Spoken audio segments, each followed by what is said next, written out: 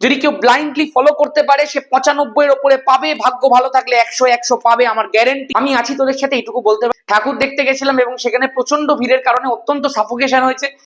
পুজো special ধামাকা শুরু করা যাক।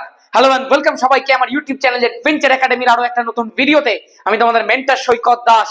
তোরা প্রত্যেকে জানিস অ্যাডভেঞ্চার একাডেমি ইউটিউব চ্যানেল মাধ্যমিক 2026 কে টার্গেট করে ফিজিক্যাল সায়েন্সের কমপ্লিট এবং আসল প্রিপারেশন করাচ্ছে। আমি তোকে কথা দিয়ে দিয়েছি, যা তোকে করাবো তার বাইরে একটা প্রশ্ন তুই মাধ্যমিকে দেখতে পাবি না। যদি কেউ ব্লাইন্ডলি ফলো করতে পারে সে 95 এর উপরে পাবে, ভাগ্য ভালো থাকলে 100 পাবে, আমার গ্যারেন্টি। সেই কারণের জন্য আমি পুজোতেও ক্লাস বন্ধ করিনি। তোরা প্রত্যেকেই দেখেছিস আমি ষষ্ঠীর দিন ক্লাস দিয়েছি এবং প্রচুর ছেলে মেয়ে আনএক্সপেক্টেডলি দেখেছে ক্লাসটাকে। প্রায় 5000-এর কাছাকাছি ভিউজ হয়ে গেছে একটা ভিডিওর মধ্যে। আমি ভেবেছিলাম পুজোর সময় ছেলেমেয়েরা ভিডিও দেখবে না, কিন্তু ঠিক উল্টোটা হচ্ছে।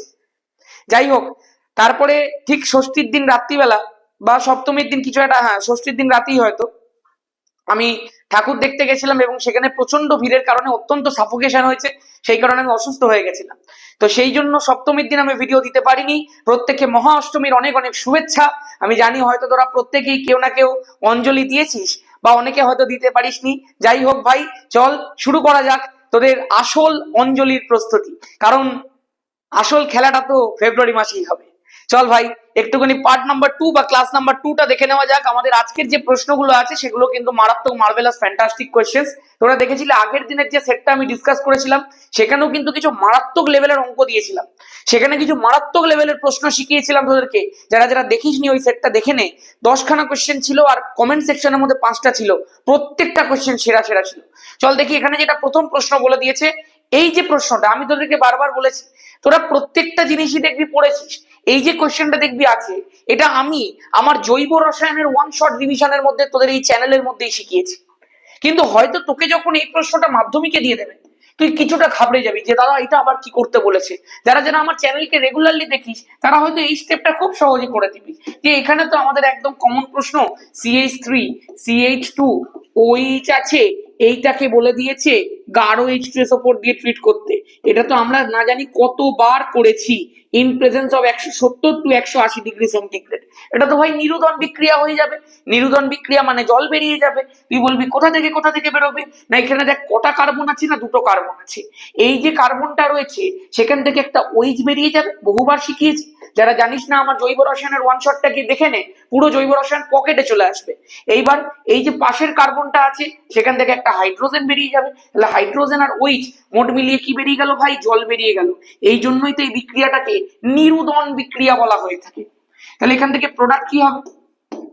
তোকে আমি শিখিয়েছিলাম যে দুখানা সিগমা বন্ড ব্রেক করছে, তো দুটো সিগমা বন্ড ব্রেক করার ফলে একটা পাই বন্ড তৈরি হবে। তো কার কার মাঝে তৈরি হবে?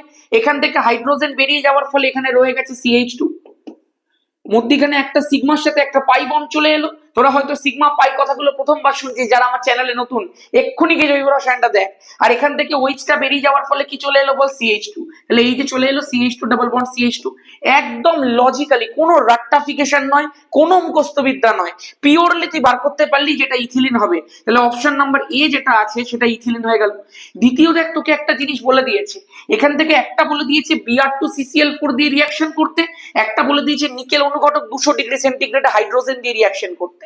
তুই বুঝতে পারছিস ওপরেরটা ব্রোমিনেশন বিক্রিয়া আছে, নিচেরটা হাইড্রোজেনেশন বিক্রিয়া আছে। দুটোই যুত বিক্রিয়া। ইথিলিনের রাসায়নিক ধর্মের মধ্যে শিখিয়েছি তোরে, ধামাকা ব্যাচেও শিখিয়েছি, ইউটিউবেও ওয়ান শটে শিখিয়ে দিয়েছি। সেই কারণে কেউ বলতে পারবি না যে আমরা জানি না। চল এবার এখান থেকে আমি জাস্ট দুটো প্রোডাক্টটা লিখে দিই, এবং এই প্রোডাক্টেও তোকে আমি কিচ্ছু মুখস্থ করতে বলিনি। আমি বলেছি পিওর লজিক। কি বলেছিলাম? যে যখনই এই ধরনের যুত বিক্রিয়া হয়, বলেছিলাম না বিশ্বকর্মা ঠাকুরের ছাঁচ নিয়ে কার্তিক ঠাকুর, মানে CH2 ইউনিটটা অ্যাজ ইট ইজ থেকে যাবে, মধ্যখানের পাই বন্ডটা ব্রেক করে গিয়ে দুখানা সিগমা বন্ড তৈরি করবে। তাহলে এখানটা আমি লিখে দিই CH2, মধ্যখানে জাস্ট দুটো বন্ড ছিল, একটা বন্ডকে আমি ভেঙে দিলাম, মানে পাই বন্ডটাকে ভেঙে দিলাম। তাহলে সিগমা বন্ডটা তো অ্যাজ ইট ইজ পড়ে থাকলো। এইবার ওই পাই বন্ডটা ভেঙে গিয়ে দুটো সিগমা তৈরি হলো। যে দুটো সিগমা একটা এই কার্বনে একটা এই কার্বনে যুক্ত হয়েছে। এখানেও পুরো সেম কেস। CH2 দুটো বন্ড ছিল, একটা ভেঙে গেছে, পাই বন্ডটা নিয়ে পাই বন্ডটা ভেঙে দুটো সিগমা বন্ড দুটো কার্বনের মধ্যে তৈরি হয়েছে। এইবার এই ওপরেরটার মধ্যে কি দিয়ে রিয়াকশন হয়েছিল? ব্রোমিন। নিচেরটাতে কি দিয়ে রিয়াকশন হয়েছিল? হাইড্রোজেন। তো ব্যাস গল্প শেষ। ওপরেরটার এখানটাতে ব্রোমিন, এখানটাতে ব্রোমিন, নিচেরটাতে এখানেও হাইড্রোজেন, এখানেও হাইড্রোজেন। শেষ ভাই, এই তো রিয়াকশন। তুই বল ওপরেরটার নাম কি হবে আর নিচেরটার নাম তো সবাই পারে। এই ওপরেরটার নাম কি হবে এইটাও আমি একটা বিশেষ কায়দায় শিখিয়ে দিয়েছি, কোনো মুখস্থ বিদ্যা চলে না অ্যাডভেঞ্চার একাডেমিতে। হয়ে গেল? তাহলে এইটা হয়ে গেল অপশন নাম্বার বি, এটা হয়ে গেল তোর সি। চলো, ডান ডান ডান। এইটা একটা খুব ভালো কোয়েশ্চেন আছে, এই কোয়েশ্চেনটাকে আমি সত্যিই ভালো বলবো। তার কারণ হচ্ছে এখানে বলেছে অ্যালকিল মূলকের সংকেত কি। তোরা হয়তো প্রত্যেকেই আমার ওই পড়ানোর মধ্যে দেখেছিলি, আমি হাইড্রোকার্বন মূলক বলে একটা জিনিস তোদেরকে পড়িয়েছিলাম এবং আমি বলেছিলাম এগুলোকে মিথাইল, ইথাইল, প্রোপাইল নামে ডাকা হয়ে থাকে। ওই মিথাইল, ইথাইল, প্রোপাইল গুলোকে অ্যালকিল মূলক বলা হয়ে থাকে। তুই চিন্তা করে দেখতো, আজকে যখন আমি তোকে বলেছি ওই জিনিসটা, তোকে আমি নিশ্চয়ই একটা জিনিস শিখিয়ে দিয়েছিলাম যে সেটা তৈরি কি করে হয়। ধর আজকে মিথেন আছে, মিথেনের মানে কার্বনের সাথে দাদা 4টে হাইড্রোজেন আছে, আমি বললাম হ্যাঁ। তুমি যদি এই একটা হাইড্রোজেনকে এখান থেকে তাড়িয়ে দাও তাহলে কার্বনের এই বন্ডটা ফাঁকা পড়ে থাকবে, আমি বললাম একদম। তাহলে এই যে জিনিসটা তৈরি হয়ে গেল এইটারই নাম মিথাইল। তাহলে মিথাইলের সংকেত কি না, বন্ড একটা ফাঁকা এবং একটা CH3 পড়ে আছে, গল্প শেষ। মানে কি ব্যাপারটা বলতে চাইছি জানিস, এই CH4টা একটা কে ছিল, অ্যালকেন। পুরো লজিকটা শিখে না ভাই। অ্যালকেন থেকে যখন আমি একটা হাইড্রোজেনকে তাড়িয়ে দিলাম তখন আমার যেটা তৈরি হলো সেটাকে আমি বলি অ্যালকিল বা হাইড্রোকার্বন মূলক। মিথেন থেকে তৈরি হয়েছে বলে এটাকে মিথাইল বলে। তোকে জিজ্ঞাসা করেছে অ্যালকিল মূলকের সাধারণ সংকেত, অ্যালকেন থেকে হাইড্রোজেন বাদ দিয়েই তো অ্যালকিল।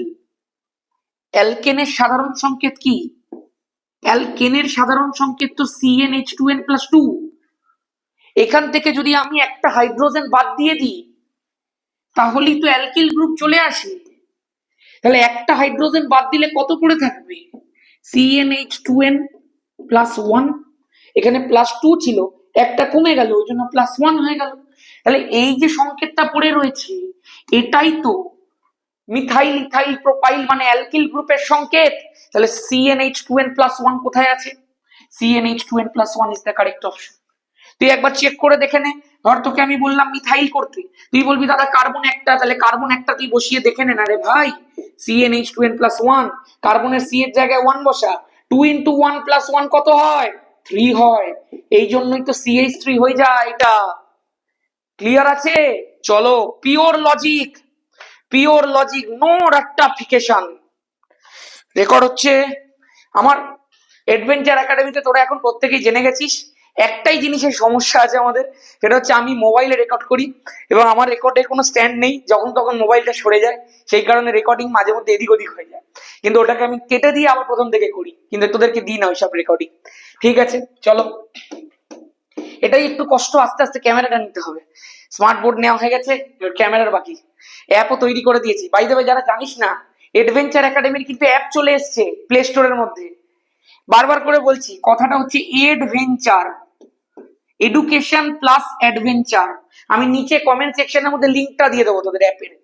ওই এডভেঞ্চার বলে সার্চ করতে হবে, not adventure academy, adventure academy নাম। ঠিক আছে, ব্যাস এটাই। তোরা চাইলে যে কোর্সটা আমাদের আছে তোরা প্রত্যেকে, আর নতুন করে আমি কি বলবো যারা প্রথম দেখছিস তাদেরকে বলে দিই, মাধ্যমিক ভৌত বিজ্ঞানে 100 পাওয়ানোর জন্য আমি একটা ইনিশিয়েটিভ নিয়েছি যেটাকে ধামাকা ব্যাচ বলে। যদি কারোর কাছে অ্যাডভেঞ্চার একাডেমি আর ধামাকা ব্যাচ একসাথে থাকে তাহলে দো ভাই দোনোটা ভাই। এর বাইরে তোকে মাধ্যমিক বোর্ড প্রশ্ন করতে পারবে না। তোকে এমন জায়গায় নিয়ে চলে যাব যেখান থেকে তুই প্রো প্লেয়ার হয়ে যাবে ফিজিক্যাল সায়েন্সের। এবং সেই ধামাকা ব্যাচটা পুজো স্পেশাল অফার চলছে, ইউজুয়াল প্রাইস 999, পুজোতে হচ্ছে 899। এই অফারটা 2রা অক্টোবর পর্যন্ত থাকবে। তোরা চাইলে 6289 360 364 এই নাম্বারটার মধ্যে তোকে পে করতে হবে। পে করে তার রিসিপ্টটা আমাকে হোয়াটসঅ্যাপে এই নাম্বারেই পাঠিয়ে দিতে হবে, ব্যাস তাহলেই আমি জয়েন করিয়ে দেবো এবং তোকে সমস্ত যে কটা ক্লাস হয়ে গেছে প্রত্যেকটা রেকর্ডের ভার্সন পাঠিয়ে দেবো এবং নেক্সট ক্লাস থেকে তুই লাইভ ক্লাস করতে পারবি। এই হচ্ছে সিস্টেম। আর তোরা চাইলে অ্যাপ থেকেও ভর্তি হতে পারিস। ঠিক আছে চলো, এবার একটুখানি এটা বলি, কি বলে দিয়েছে বলেছে সমযোজী যৌগ গ্লুকোজ কঠিন, কিন্তু সমযোজী যৌগ মিথেন গ্যাসীয় হয় কেন? খুব গুরুত্বপূর্ণ একটা প্রশ্ন। আমি যখন আমার কুইক রিক্যাপ করিয়েছিলাম আয়নীয় সমযোজী বন্ধনে, আমি বলেছিলাম কথাটা, খেয়াল করে দেখ, বলেছিলাম দেখবি যে সমযোজী যৌগ যারা হয় ওদের যে অণুগুলো থাকে, ওই অণু এবং অণুর মধ্যে, মানে সমযোজী যৌগের ডিফারেন্ট ডিফারেন্ট অণুর মধ্যে একটা দুর্বল ভ্যান ডার ওয়াল আকর্ষণ বল কাজ করে, যেটা আয়নীয় যৌগের ক্ষেত্রে কিন্তু অত্যন্ত শক্তিশালী, যেটার নাম ছিল স্থির তড়িৎাকর্ষণ বল। কিন্তু সমযোজী যৌগের ক্ষেত্রে কোনো স্থির তড়িৎাকর্ষণ বল ক্রিয়া করে না, কারণ এখানে কোনো আয়ন থাকে না, এখানে যেহেতু অণু থাকে সেই কারণে অণুদের মধ্যে ক্রিয়া করে দুর্বল ভ্যান ডার ওয়াল আকর্ষণ বল। এই আকর্ষণ বলটা অত্যন্ত দুর্বল প্রকৃতির হওয়ার জন্য অণুগুলো একে অপরের সঙ্গে শক্তভাবে আবদ্ধ থাকতে পারে না, এই জন্য সমযোজী যৌগগুলো কঠিন অবস্থায় থাকে না। তুই জলকে দেখ তরল, তুই মিথেনকে দেখ গ্যাস, কিন্তু দাদা গ্লুকোজ C6H12O6 এও তো একটা সমযোজী যৌগ, তুমি বহুত বাজে লোক আছো, এ তো কঠিন। দাদা চিনি C12H22O11 এটাও তো একটা সমযোজী যৌগ, তুমি আরো বাজে লোক আছো, এটাও তো কঠিন। তুমি বললে সমযোজী যৌগ কঠিন হয় না, আমি বলছি শোন ভাই, এই যে সমযোজী যৌগের অণুদের মধ্যে যে ভ্যান ডার ওয়াল আকর্ষণ বলটা ক্রিয়া করে না, এটার একটা ধর্ম আছে, এটা আণবিক ভর বৃদ্ধির সাথে সাথে বৃদ্ধি পায়। তুই চিন্তা করে দেখ, আজকে গ্লুকোজের মধ্যে 6টা কার্বন, 12টা হাইড্রোজেন আর 6টা অক্সিজেন, মানে 6 × 12 72 + 10 82 আর 2 84, 84 আর এদিকে হচ্ছে তো 96, মানে 180, 84 96, দেখ 10 9 8 17 1 18 180, আর এটা দেখবি প্রায় 342 মতো হয় এটা। তার মানে এদের আণবিক ভর এতটাই বেশি যে এদের ক্ষেত্রে ভ্যান ডার ওয়াল আকর্ষণ বলটা অনেক বেশি। এই এত বেশি ভ্যান ডার ওয়াল আকর্ষণ বলের জন্য এই চিনি বা গ্লুকোজ সমযোজী হওয়া সত্ত্বেও কঠিন রূপে অবস্থান করতে পারে, এটাই ব্যাপার। নেক্সট বলছে Cl2 অণু গঠিত হয়, কিন্তু Na2 বা H2 অণু গঠিত হয় না কেন? আরে Cl2 অণুটা তো ঠেকায় পড়ে গঠিত হয়, তোদেরকে এটাও শিখিয়েছি আমি আয়নীয় সমযোজী বন্ধনের কুইক রিক্যাপে। ক্লোরিন অণু গঠিত কেন হয়? আজকে দেখ প্রত্যেকেই কি চায় বলতো, স্টেবিলিটি পেতে চায়। 2 8 7 একটা ক্লোরিন, এই একটা ক্লোরিনও 2 8 7। তুই আমায় বল এই ক্লোরিন গুলো কি স্টেবল, এটা কি শান্তিতে আছে? উত্তর হচ্ছে না। এদের কাছে 17খানা ইলেকট্রন আছে, তাও এরা শান্তিতে নেই। তার কারণ হচ্ছে প্রত্যেকটা এলিমেন্ট চায় তার শেষ কক্ষপথে 8টা ইলেকট্রন পূরণ করতে, প্রত্যেকেই চায় তার নিকটতম নিষ্ক্রিয় মৌলের মতো সুস্থিত ইলেকট্রন বিন্যাস লাভ করতে, প্রত্যেকেই চায় দিন শেষে খুশি থাকতে। সেই কারণে যেহেতু নিকটতম নিষ্ক্রিয় মৌল হওয়ার জন্য এরও একটা ইলেকট্রনের প্রয়োজন, এরও একটা ইলেকট্রনের প্রয়োজন, সেই কারণে এরা বোথ সাইডেড লাভ দেখাবে। শিখিয়েছি, যারা জানিস না নিচে কমেন্ট সেকশনের মধ্যে গিয়ে কুইক রিক্যাপ সিরিজের লিংক দেওয়া আছে, আয়নীয় সমযোজী বন্ধনটা একবার দেখে নে, 30 মিনিটের ভেতরে তোর কনসেপ্ট পুরো আমি পকেটে রেখে দেবো। অ্যাডভেঞ্চার একাডেমি গ্যারান্টি দিয়ে বলে ফিজিক্যাল সায়েন্স আর 11-12 কেমিস্ট্রি যদি শিখতে হয় তাহলে এইরকম ভাবে শেখ, যেটাকে তোকে মুখস্থ করতে হবে না, যেটাকে তুই ফিল করতে পারবি, যেটাকে তুই দিন শেষে বলতে পারবি না আমার ফিজিক্যাল সায়েন্স আর কেমিস্ট্রিতে কোনো সমস্যা নেই। যদি 11-12 উঠিস নি এখনো, যখন উঠবি তখন বলবি। আর এখন তো 10-এর ফিজিক্যাল সায়েন্সে অনেকে বলতেও শুরু করেছে। যাই হোক, তাহলে যখনই আমি শিখিয়েছিলাম যখনই দুজনের ইলেকট্রনের প্রয়োজন হবে তখন এরা পরস্পরের সাথে সমযোজী বন্ধন গঠন করবে। তার মানে দাদা মোদ্দা কথা একটা পেছনে একটা লজিক ছিল, একটা প্রয়োজন ছিল। আমি বললাম হ্যাঁ, কিন্তু নিয়নের ক্ষেত্রে কি সেই প্রয়োজনটা রয়েছে? নিয়ম তো 2 8, নিয়ম তো 2 8, এর তো শেষ কক্ষপথে 8টা ইলেকট্রন রয়েছে, তাহলে এ তো আর কোনোভাবে রিয়াকশনে টেক পার্ট করতে চাইবে না, এ তো কোনোভাবে ইলেকট্রন শেয়ারিং করতে চাইবে না। সেই কারণে Na2 অণুটাও গঠিত হবে না, কারণ এনি গুলো তো অলরেডি স্টেবল, নিয়ন গুলো তো পরমাণু হিসেবে অলরেডি স্টেবল, তাহলে ওরা কেন বেকার বেকার ইলেকট্রন শেয়ারিং করে অণু তৈরি করতে যাবে? আজকে হিলিয়ামের কথা চিন্তা কর, হিলিয়াম তো দ্বৈত সূত্র প্রদর্শন করে এবং দ্বৈত সূত্রের জন্য অনেক বেশি স্টেবল, তাহলে ও কেন বেকার বেকার অণু তৈরি করতে যাবে? দ্যাট ইজ দ্য ব্যাপার। সেই কারণেই He2 বা Na2 অণুগুলো গঠিত হয় না, কারণ এরা অলরেডি অনেক বেশি স্টেবল, এরা অলরেডি অষ্টক পূর্ত আর দ্বৈত সূত্র পালন করে বসে আছে। নেক্সট, আচ্ছা তোরা প্রত্যেকে জানিস যে অ্যাডভেঞ্চার একাডেমি ইউটিউব চ্যানেলে তোদেরকে এই পড়াশোনার পাশাপাশি দুর্গাপুজোর সময় পুজো স্পেশাল কিছু ছবি দেখানো হয়। এগুলো হচ্ছে কলকাতা পুজোর ছবি এবং আমার নিজের মোবাইলে তোলা ছবি। এই যে ছবিটা রয়েছে সেটা হচ্ছে নলিন সরকার স্ট্রিট। এখানে গিয়েই সম্ভবত আমি অসুস্থ হয়ে গেছিলাম, এই ছবিটা এখানে অ্যাড করে দিয়েছি। এই যে মায়ের ছবি তুই দেখছিস, মানে একটা আশ্চর্য সৃষ্টি। ক্যামেরাতে রেকর্ড হচ্ছে তো? সলিল চৌধুরীর 100তম জন্মদিন উপলক্ষে সম্ভবত তাই এই ধরনের একটা থিম বানানো হয়েছে, যেখানে তুই একটা অদ্ভুত রকম সৃষ্টি দেখতে পাচ্ছিস। এবং এই প্যান্ডেলটাকে যদি তুই ভেতর থেকে দেখতিস, তুই তাহলে বুঝতে পারতিস যে এখানে কতটা সুন্দর করে সমস্ত কারুকার্যগুলো করা হয়েছে। মানে আশ্চর্য একটা জিনিস করেছিল। যাই হোক, এটা হচ্ছে কিশোর সংঘ বলে একটা জায়গা, এটা বেলেঘাটার ওই মোড়টাতে কিছুটা কানেকশনের মধ্যে থাকে। এখানে অত্যন্ত সুন্দর প্রতিমা তৈরি করেছে। এবং এইবারে আমি দেখেছি কলকাতা হোক কি বিভিন্ন জেলার পুজো হোক, দুর্গা ঠাকুর কিন্তু অত্যন্ত সুন্দর হচ্ছে। এটা হচ্ছে কিশোর সংঘের প্যান্ডেল, অত্যন্ত সুন্দর একটা কাজকর্মের মাধ্যমে প্যান্ডেলটা করেছে, ভীষণ সুন্দর একটা প্যান্ডেল। এটা হচ্ছে প্যান্ডেলটার একটা বাইরের ডিজাইনের ছবি। চলো দেখে নিলাম মোটামুটি, এবার একটু নেক্সট প্রশ্নের দিকে ফোকাস করা যাক নাকি। বলেছে কি 5 নম্বর প্রশ্ন, 220 ভোল্ট 1000 ওয়াট এবং 220 ভোল্ট 100 ওয়াট বৈদ্যুতিক বাতির মধ্যে কার ফিলামেন্ট মোটা হবে? এই প্রশ্নটা আমাকে একজন পাঠিয়েছে, চল সমাধান করেই দিই। দেখ ভালো করে মন দিয়ে শোন। এই যে কার ফিলামেন্ট মোটা হবে, এইটা বার করার জন্য, আচ্ছা বাই দ্য ওয়ে, যারা যারা ইংলিশ ভার্সনে পড়িস, অনেকে আমাকে বলেছিস দাদা ইংলিশ ভার্সনটা দিয়ে দাও। আমি তাদের জন্য দেখ ইংলিশ ভার্সনটা এখানে দিয়ে দিয়েছি, ঠিক আছে? এই কোয়েশ্চেনটাকে আমি এবার এখানে সলভ করি। দেখ ভালো করে মন দিয়ে শোন, যখনই তোকে এই ধরনের কোয়েশ্চেন সলভ করতে হবে যে কার ফিলামেন্ট বেশি মোটা, ফিলামেন্ট মোটা হওয়া মানে কি, তার প্রস্থচ্ছেদের ক্ষেত্রফল বেশি হওয়া। আর প্রস্থচ্ছেদ কথাটা তোর মনের মধ্যে এলেই প্রথমেই তোর মনের মধ্যে কার কথা আসে? রোধের কথা আসে। তাহলে তুই দুটোরই তোকে প্রথমে রোধ বার করতে হবে। তোদেরকে আমি বহুবার শিখিয়েছি যে রোধের একটা ফর্মুলা রয়েছে, P equal to V square by R. এই ক্ষমতার তিনখানা ইকুয়েশন আমি বারংবার ধরে শিখিয়েছি। যারা আমাদের 36 নম্বরের এমসিকিউ, ভিএসএ কিউ এবং 18 নম্বরের এসএ কিউ রেগুলারলি করছে, তাদেরকে তো আমি বলেছি 54তে 54 তারা ধরে বেঁধে পেয়ে যাবে, চোখ বন্ধ করে পেয়ে যাবে। চ্যানেলের মধ্যে already 4খানা MCQ, VSA Q R মনে হয় 2খানা এসএ কিউ চলে এসেছে, গিয়ে না দেখলে এক্ষুনি দেখ, সেখানে দেখবি আমি এই ফর্মুলাটা তোদেরকে শিখিয়েছিলাম। এবার এখানে আমি জাস্ট দুটো ক্ষেত্রে আলাদা আলাদা করে রোধ বার করবো, আর কিচ্ছু না। তাহলে আমি প্রথমে বসাই P1 ইকুয়াল টু বসাই আমি হচ্ছে V square divided by R1, P2 equal to V square divided by R2। দাদা তুমি দু জায়গায় ভি স্কোয়ার কেন নিলে, V1 V2 কেন নিলে না? কারণ দুটোই 240 দিয়ে দিয়েছে।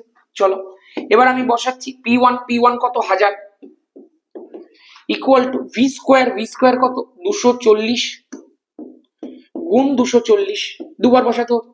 নিচে হচ্ছে আমাদের R1।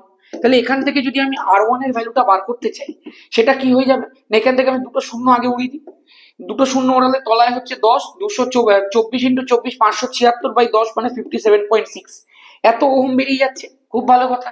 এখানে দেখি P2 ভ্যালু কত, P2 ভ্যালু হচ্ছে 100, V2 ভ্যালু কত 240 গুণ 240, খুব ভালো কথা। নিচে হচ্ছে তোর R2, তো R2 বসিয়ে দিলাম। দেখ 100 দিয়ে দুটো শূন্য এভাবে উড়ে গেল, তাহলে R2 ভ্যালুটা চলে এলো 576 ওহম। এবার তুই আমাকে বল কোনটা বেশি? তুই বলবি দাদা এনি ডে এনি টাইম 57.6 এর থেকে 576 বেশি। আর তোরা প্রত্যেকে কি জানিস বলতো? তোরা প্রত্যেকে জানিস যদি দৈর্ঘ্যটা সেম থাকে, উপাদানটা যদি সেম থাকে, তাহলে কোনো একটা পরিবাহীর রোধ তার প্রস্থচ্ছেদের ক্ষেত্রফলের সাথে ব্যস্তানুপাতিক হয়। তার মানে যদি রোধ বাড়ে তো প্রস্থচ্ছেদের ক্ষেত্রফল কমে, যদি রোধ কমে তো প্রস্থচ্ছেদের ক্ষেত্রফল বাড়ে, মানে একটা কমলে আরেকটা বাড়বে। তোকে বলেছে কার ফিলামেন্ট বেশি মোটা, তো মোটা মানে তার প্রস্থচ্ছেদের ক্ষেত্রফল বেশি। মোটা মানে কি, আমি যেমনি মোটা, কারণ আমার প্রস্থচ্ছেদের ক্ষেত্রফলটা আমার বেশি। তাহলে যার প্রস্থচ্ছেদের ক্ষেত্রফলটা বেশি তার রোধটা কি হবে? কম হবে। তো কার রোধ কম বল? প্রথমটার রোধ কম, তাহলে প্রথমটার ক্ষেত্রে ফিলামেন্ট বেশি মোটা হবে। গল্প শেষ। এইটুকু তো তোকে করতে হতো, প্রথমটার ক্ষেত্রে ফিলামেন্ট মোটা, শেষ হয়ে গেল ভাই। নেক্সট, এইটা আমি দেখতে পাচ্ছি একটা খুব মার্ভেলাস, মারাত্মক, ফ্যান্টাস্টিক কোয়েশ্চেন। বলেছে দুটি সমান রোধ বিশিষ্ট পরিবাহীর মধ্যে দিয়ে একই সময়ের জন্য তড়িৎ প্রবাহ পাঠালে দেখা যায় যে একটিতে উৎপন্ন তাপ অপরটিতে উৎপন্ন তাপের 9 গুণ। পরিবাহী দুটির মধ্যে দিয়ে প্রবাহিত তড়িৎ প্রবাহ মাত্রা অনুপাত নির্ণয় করো। উৎপন্ন তাপের অঙ্ক দিয়েছে মানে জুলের সূত্রের অঙ্ক দিয়ে দিয়েছে ভাই। তো জুলের সূত্র বসিয়ে দে। তোরা তো প্রত্যেকে জানিস জুলের সূত্র, ইংলিশ ভার্সন দেওয়া রইলো, ঠিক আছে? জুলের সূত্রটা কি? এবং দুজনের ক্ষেত্রে করতে হবে দেখতে পাচ্ছি। কি বলে দিয়েছে? সমান রোধ বিশিষ্ট। খুব খুব ভালো করে ফোকাস করবে। সমান রোধ বিশিষ্ট দিয়ে দিয়েছে মানে কি? মানে আমি R1 R2 ধরবো না, জাস্ট আর ধরবো রোধটাকে। খুব ভালো। দুটি পরিবাহীর মধ্যে দিয়ে একই সময়ের জন্য যখন বলে দিয়েছে মানে আমি টাইমটাকে জাস্ট টি ধরবো, আমি T1 T2 ধরবো না। কারণ আমি তো প্রত্যেকেই তোদেরকে বলে রেখে দিয়েছি যে জুলের সূত্র যারা যারা ধামাকা ব্যাচে পড়ে তারা তো চলতড়িতের এই চ্যাপ্টারটাকে গোটা পড়েছে ব্যাচের মধ্যে। H ইকুয়াল টু কি? I square RT divided by J। বল কোনটা কোনটাকে ধরতে হবে? যেগুলো যেগুলো চেঞ্জ হচ্ছে, উৎপন্ন তাপ চেঞ্জ হচ্ছে, তাহলে এখানে H1 ধরি। পরিবাহীতে উৎপন্ন তাপ হয়ে গেল, প্রবাহ মাত্রার অনুপাত চেয়েছে মানে এখানে I1 ধরবো। দুজনের ক্ষেত্রে রোধটা সেম, ওই জন্য আরটাকে আরই লিখবো। টাইমটা সেম, ওই জন্য টিটাকে টি লিখবো। জুল তুল্যাঙ্কটা একটা ধ্রুবক, ওই জন্য এটাকে ধ্রুবক জেই লিখবো। এখানটা আমি লিখে দিই তাহলে এবার H2 equal to I2 square RT divided by J। গল্প শেষ। এইবার আমি একটা জিনিস দেখতে পাচ্ছি কি, সমান রোধ বিশিষ্ট দুটি পরিবাহীর মধ্যে দিয়ে একই সময়ের জন্য তড়িৎ পাঠালে দেখা যায় একটিতে উৎপন্ন তাপ, কোনটিতে বলেনি কিন্তু, বলেছে একটিতে উৎপন্ন তাপ অপরটির 9 গুণ। তাহলে আমি ধরে নিই প্রথমটাতে উৎপন্ন তাপ H1, দ্বিতীয়টার 9 গুণ, তার মানে দ্বিতীয়টা ইন্টু 9। এটা আমি ধরে নিতেই পারি। তুই অন্যটাও ধরতে পারিস, আমাকে যেহেতু এখানে স্পেসিফিক্যালি কিছু বলে দেয়নি, তাহলে আমি এটা ধরে নিলাম। খুব ভালো কথা। তাহলে বলেছে প্রবাহ মাত্রা অনুপাত নির্ণয় করা, তো অত্যন্ত সোজা অঙ্ক হয়ে গেল। কি করে হলো না, দেখ ভালো করে।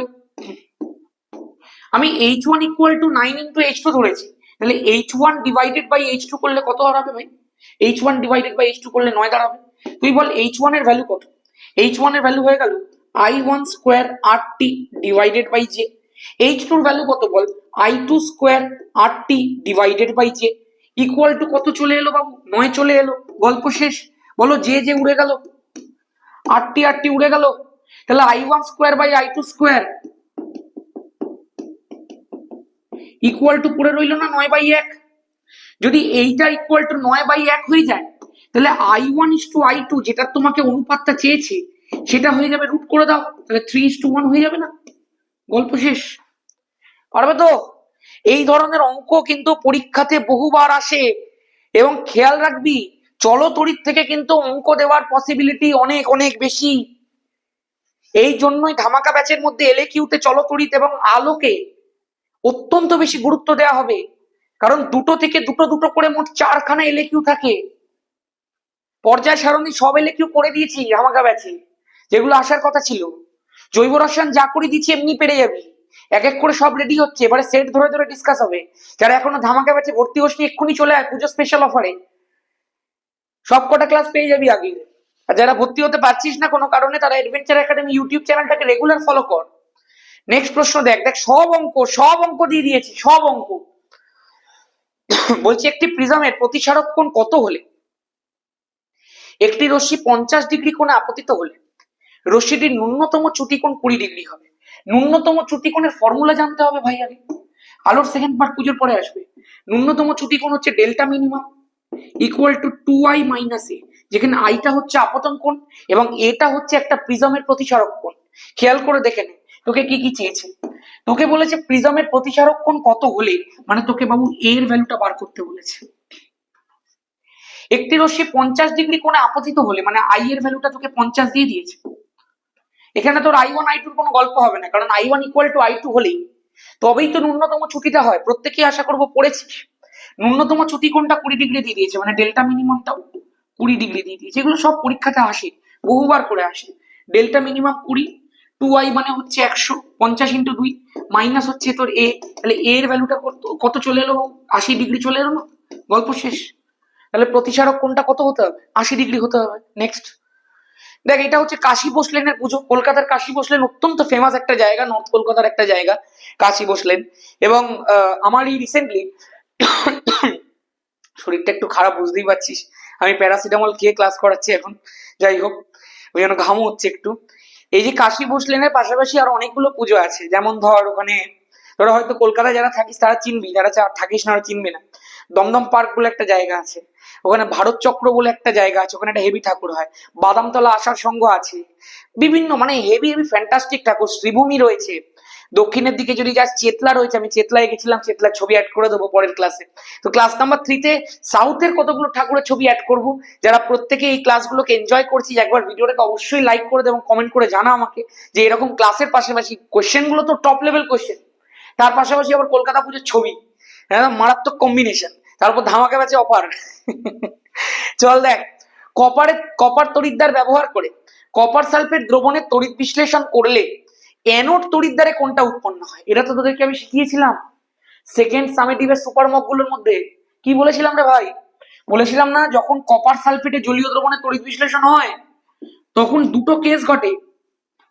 একটা হচ্ছে এই যে ধর ক্যাথোড অ্যানোড রয়েছে, দ্রবণের মধ্যে থাকে Cu2+ আর SO4 2-। যারা যারা এই চ্যাপ্টারটাকে ডিটেলে চাস আমাকে লিখে যান, আমি চ্যাপ্টার ডিটেল এনে দেবো। ক্যাথোডের মধ্যে কে যায় বল? Cap for cation, cap for cathode, তাহলে ক্যাটায়ন ক্যাথোডের দিকে যাবে। ক্যাটায়নটা ক্যাথোডের দিকে কোথা থেকে যায়? দ্রবণের মধ্যে যে Cu2+টা উপস্থিত থাকে, কারণ দ্রবণ হিসেবে কাকে ইউজ করা হয়? কপার সালফেটের জলীয় দ্রবণ। কপার সালফেটের জলীয় দ্রবণের মধ্যে তো কপার 2+ আয়ন থাকবে, তো কপার 2+ আয়নটা এরকম ভাবে ক্যাথোডের দিকে চলে যায়, নিয়ে ক্যাথোডের মধ্যে উৎপন্ন করে ধাতব কপার। এবার তুই হয়তো বলবি দাদা অ্যানোডের দিকে কে যাবে? A for anion, A for anode, মানে অ্যানায়ন যাওয়ার কথা, কিন্তু খুব ট্র্যাজেডিক্যালি এখানে কোনো অ্যানায়ন যায় না বাবু, এখানে কোনো অ্যানায়ন যায় না। এটাই তোমাকে মনে রাখতে হবে। বলো অ্যানায়ন যদি অ্যানোডের দিকে যায় তো কি রিয়াকশন করে? অ্যানায়নটা গিয়ে ইলেকট্রনটা ছেড়ে দেয়, ইলেকট্রন ছেড়ে দেওয়া মানে কি রিয়াকশন? জারণ বিক্রিয়া। মানে অ্যানোডের মোদ্দা কথা জারণ বিক্রিয়া হতে হবে। শিখিয়েছি এগুলো, এই এই এই পুরো প্রসেসটা 15 মিনিট রিভিশনের মধ্যে আমি শিখিয়েছিলাম, গিয়ে না থাকলে নিচে দেখে নে। তাহলে এই যে অ্যানায়নটা যদি অ্যানোডের মধ্যে যেত, সে গিয়ে ইলেকট্রন ছাড়তো, ছেড়ে সে জারিত হতো। ও বললো না ভাই আমার কোনো অ্যানায়নকে দরকার নেই, তোর জারণ করা নিয়ে দরকার, তো আমি নিজে জারিত হব। এই যে অ্যানায়ন না গিয়ে অ্যানোড রূপে যে কপারটা ইউজ হয়েছে, এখানে জানিস তো এই তড়িৎদ্বারগুলো সব কপারের তৈরি হয়। এই যে কপার তড়িৎদ্বারটা রয়েছে সে নিজে দুখানা ইলেকট্রন ছেড়ে দিয়ে জারিত হয়ে যায়। ও বললো তোর জারণ দরকার ছিল, আমি নিজে জারিত হয়ে যাচ্ছি, তোকে কোনো অ্যানায়ন পাঠাতে হবে না। তার ফলে সে নিজে যখন জারিত হয়ে যায়, তাহলে এখান থেকে উৎপন্ন কি হয়ে গেল? Cu2+ আয়ন উৎপন্ন হয়ে গেল। এটাই তো তোকে জিজ্ঞাসা করেছে, অ্যানোড তড়িৎদ্বারের মধ্যে কোন আয়ন উৎপন্ন হয়? Cu2+। অ্যানোডের কপার জারিত হয়ে এটা উৎপন্ন করে, এবং এর ফলে একটা কেস হয়। এই যে দ্রবণ থেকে যতটা Cu2+ ক্যাথোডের দিকে চলে গেছিল, অ্যানোড থেকে ততটাই Cu2+ দ্রবণের মধ্যে চলে আসে। তার ফলে দ্রবণের মধ্যে কপার সালফেটের গাঢ়ত্বটা অপরিবর্তিত থাকে। এটাই হচ্ছে এই পুরোটার একটা কনক্লুশন।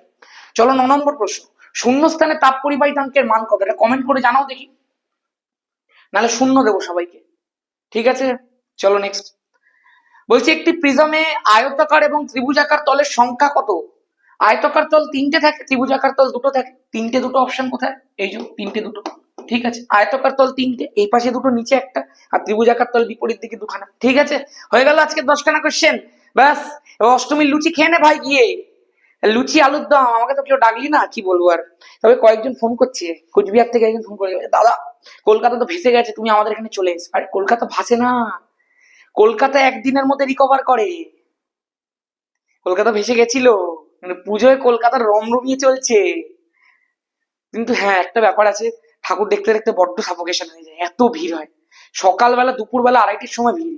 নেক্সট যে ক্লাসটা করাবো ওখানে দেখবি দুপুরের ছবি দেবো, দুপুরের ছবিতেও দেখবি ভিড়। আমাকে একটু রেস্ট নিতে হবে এবার, এবং যাই একটু রেস্ট নিই। আমি না রাত্রিরে জেগে থাকি, আবার সকালবেলা উঠে আমি তোদের জন্য শুট করে দিচ্ছি।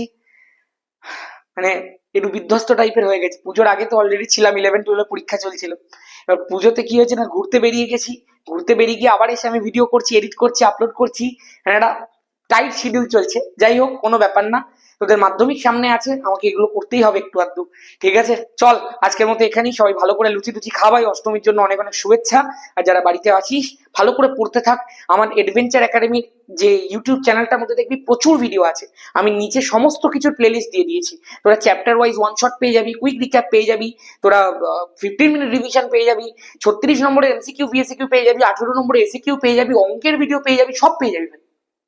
তাই পুজোতে গিয়ে তাড়াতাড়ি করে দেখে নে। আর যারা ধামাকা ব্যাচের মধ্যে অলরেডি পড়ছিস, তারা ধামাকা ব্যাচের চ্যাপ্টারের যেগুলো তোদেরকে করিয়েছি 10খানা, ওই 10খানা ক্লাস আগে করে ফেল। রাসায়নিক গণনা চলতরিৎ ওখানে অলরেডি ওভার, জৈব রসায়ন ওভার, পর্যায় সারণী ওভার উইথ প্রবলেম, পর্যায় সারণী তো প্রবলেমও করিয়ে দিয়েছি। সে কারণে যারা চাইছিস ধামাকা ব্যাচে ভর্তি হবি, ইমিডিয়েট পুজো অফারে ভর্তি হয়ে যা ভাই। তারপরেও তুই ভর্তি হতে পারিস, কিন্তু প্রাইসটা 1000 থাকবে, কিন্তু তারপরে 899 থাকবে না। চল আজকের মতো এখানেই, সবাই বাড়িতে ভালো করে পড়, আমি আছি তোদের সাথে, এইটুকু বলতে পারি। আজকের মতো এখানেই, টাটা।